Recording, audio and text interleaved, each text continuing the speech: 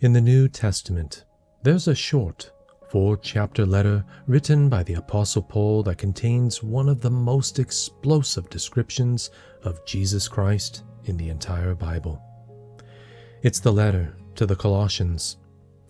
But Paul didn't pen this theological masterpiece just for fun. He wrote in an urgent response to a dangerous deception that was quietly infiltrating the church in the city of Colossae. The deception was so subtle, but its core message was lethal. That faith in Jesus was a good starting point, but it just wasn't enough for true spirituality. This ancient idea, known as the Colossian Heresy, taught a Jesus plus gospel. And that same lie is still deceiving well-meaning Christians today, just in different disguises. Understanding this letter is crucial because it answers one of the most important questions for any believer.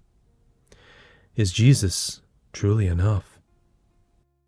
It all started in the bustling, multicultural city of Colossae. A young church was planted there, but a spiritual sickness began to creep in. Teachers arrived pitching an improved Christianity that sounded wise and deeply spiritual. Their message was simple. Faith in Jesus is good, but to be truly complete, you need something more. You need Jesus plus special knowledge, mystical experiences, or strict religious rules. Does any of that sound familiar? Our world is constantly telling us that we are not enough, that we need the right product or experience to be fulfilled. And this mindset has crept into the church. We see it in the endless search for the next spiritual trend, the next best-selling book, the next viral pastor promising the secret to a blessed life. And we're tempted on all sides by a gospel of Jesus plus. Jesus plus perfect politics. Jesus plus financial prosperity. The lie is the same as it was 2,000 years ago, that Jesus by himself is somehow insufficient. And that's why Paul's explosive letter to the Colossians is an urgent warning for us today. So what exactly was this Colossian heresy? It wasn't one single false teaching, but a dangerous cocktail of ideas. First, it involved Jewish legalism. False teachers insisted believers observe holy days, festivals, and dietary laws. Paul confronts this in Colossians 2:16, saying, "Therefore, let no one pass judgment on you in questions of food and drink, or with regard to a festival or a new moon or a Sabbath." They were making salvation about performance, not a person. Second, it mixed in pagan philosophy and mysticism, with early seeds of what would become Gnosticism. This promoted salvation through secret knowledge and the worship of angels as intermediaries to God. Paul directly warns against anyone who insists on asceticism and worship of angels. Colossians 2:18. Finally, it promoted asceticism. That's extreme self-denial. They taught that punishing the body led to a higher spirituality. Paul calls this a self-made religion, with only an appearance of wisdom but of no value in stopping the indulgence of the flesh, according to Colossians 2:23. This toxic blend of Jewish rules, pagan philosophy, angel worship, and self-denial had one core lie: the diminishing of Jesus Christ. They presented him as just one of many spiritual beings, denying his supremacy and sufficiency. And it's into this nest of lies that Paul drops a theological bombshell. Paul doesn't argue point by point. His strategy is to simply hold up Jesus. His solution to the lie that Jesus isn't enough is to show in glorious detail that Jesus is everything. He starts with what was likely an early Christian hymn in Colossians chapter 1, beginning in verse 15. Paul declares that Jesus is the image of the invisible God. To know what God is like, look at Jesus. He is the perfect representation of the Father. Then Paul calls Jesus the firstborn over all creation. This doesn't mean first created, but signifies his supreme rank and priority. Why? Paul explains, "For by him all things were created, in heaven and on earth, visible and invisible. All things were created through him and for him." Every galaxy, star, and even the angels the false teachers were obsessed with, Jesus created them. And they were created for him. Paul continues, "He is before all things, and in him all things hold together." He is not just the creator, he is the sustainer of the entire universe. Paul then zooms in. Jesus is also the head of the body, the church, the source and authority for every believer.